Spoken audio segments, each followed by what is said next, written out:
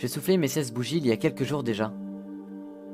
Hier soir, je me suis allongé dans mon lit, puis j'ai pensé à ça. Plus le temps passe, plus je me rends compte que chaque jour est un jour en moins. Et que plus ces jours passent, plus la fin de ma vie approche. Plus on grandit, plus le temps passe vite. On pense avoir le temps, or chaque seconde qui passe est une seconde qui s'en va. C'est une seconde qui maintenant fait partie du passé. Un passé irrattrapable, et qu'on le veuille ou non, il est inchangeable. Le temps est selon moi la ressource la plus précieuse que nous avons. Il est important de ne pas le gâcher.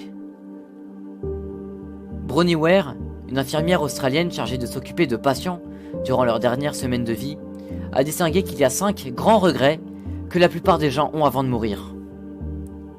Parmi eux, le regret de ne pas avoir eu le courage de vivre la vie voulue. Le regret de ne pas s'être autorisé à être plus heureux. Quand les gens se rendent compte que leur vie est presque terminée et qu'ils la regardent avec clarté, ils voient le nombre de rêves qu'ils avaient et qu'ils n'ont pas réalisés. Ils se rendent compte que le bonheur est un choix.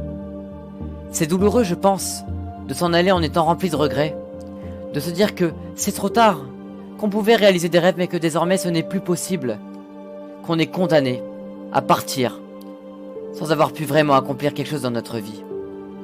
Si tu ne veux pas partir en ayant des regrets, il faut que tu ouvres les yeux. La mortalité dans le monde correspond à environ 2 décès par seconde sur Terre. Ça peut être tout le monde. Depuis que ma mère est morte, je me rends compte que j'ai de la chance de vivre chaque jour, que j'ai de la chance d'être en bonne santé, tandis que d'autres personnes souffrent, tandis que d'autres voient leur sablier se vider grain par grain. Je me dis alors que je n'ai pas le droit de laisser le mien se vider inutilement. Car les amis, notre temps est limité, notre vie a une durée limitée. Cependant, nos actions et nos possibilités sont-elles infinies? Donc profitons-en.